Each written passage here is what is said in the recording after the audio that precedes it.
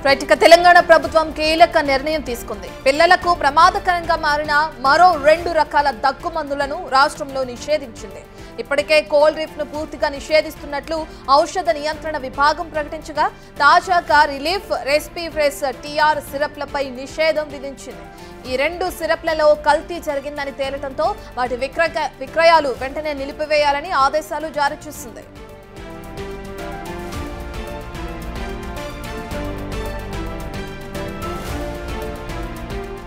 దగ్గుమందు వాడకంపై ఇప్పటికే ప్రజారోగ్య విభాగం ప్రజలకు పలు సూచనలు జారీ చేసింది.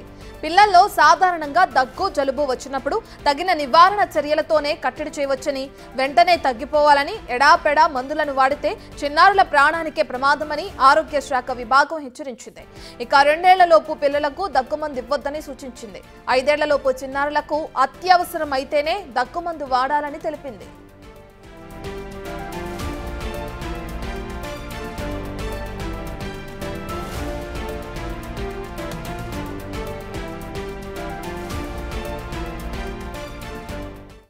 పూర్తి డీటెయిల్స్ అందించడానికి మా ప్రతినిధి సాగర్ అందుబాటులో ఉన్నారు. రెడ్ సాగర్, మనం చూస్తున్నాం రాష్ట్రంలో మరో 2 సిరప్లకి సంబంధించి నియంత్రణ విధించడం కూడా చూస్తున్నాం. తెలంగాణ ప్రభుత్వం కీలక నిర్ణయం తీసుకుంది. వీటిని ఇప్పటికే బ్యాన్ చేస్తున్నట్లుగా కూడా చూస్తున్నాం. సంబంధించిన డీటెయిల్స్ ఏ విధంగా ఉన్నాయి?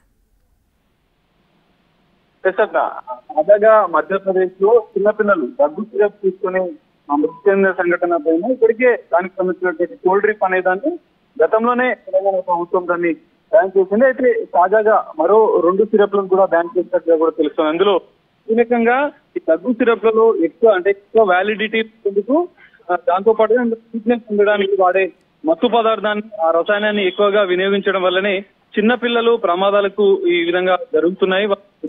సంఘటనలు చూస్తున్న నేపథ్యంలోనే మరో కీలక నిర్ణయం తెలంగాణ ప్రభుత్వం తీసుకుంది. ఈ 2 సిరప్లు గుజరాత్ రాష్ట్రంలోని ఫార్మా కంపెనీలు అయినటువంటి షేక్ ఫార్మా, మరో రెడ్ మిక్స్ అనే 2 ఫార్మా కంపెనీల నుంచి వచ్చేటువంటి రీ లైఫ్ కాఫ్ సిరప్ ఒకటి, రెస్పిఫ్రెస్ అనే 2 సిరప్లను అయితే బ్యాన్ చేసినట్లుగా కూడా తాజాగా ఉత్తర్వులు జారీ చేసింది, ఆదేశాలు జారీ చేసిన పరిస్థితి.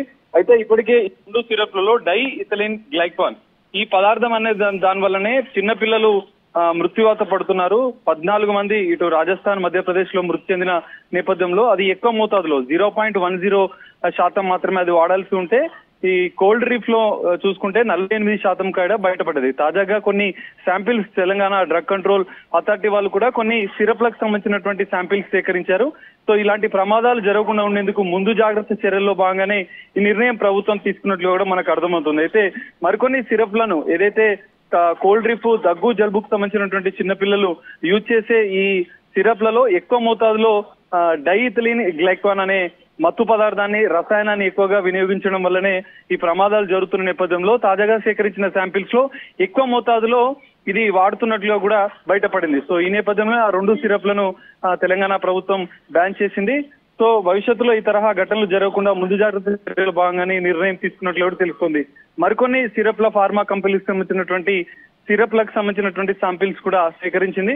అందులో కూడా ఏదైనా ఈ మత్తు పదార్థం, రసాయన పదార్థాలు ఎక్కువగా యూసేజ్ ఉంటే వాటిపైన కూడా నిర్ణయం తీసుకునే అవకాశం కనిపిస్తుంది. అయితే మనం చూసుకుంటే తల్లిదండ్రులు పిల్లలకు సంబంధించినటువంటి విషయంలో దగ్గు జలుబు, సాధారణంగా వచ్చే దగ్గు జలుబుకు వెంటనే మెడికల్ షాప్ వెళ్లి ఈ సిరప్లు కొనుగోలు చేస్తుంటారు. సో అలా కాకుండా డాక్టర్ల సలహాల మేరకు మాత్రమే ఖచ్చితంగా ఈ సిరప్లను యూసేజ్ చేయాలంటూ కూడా ఇటు డాక్టర్స్ సూచిస్తున్న పరిస్థితి కూడా కనిపిస్తుంది.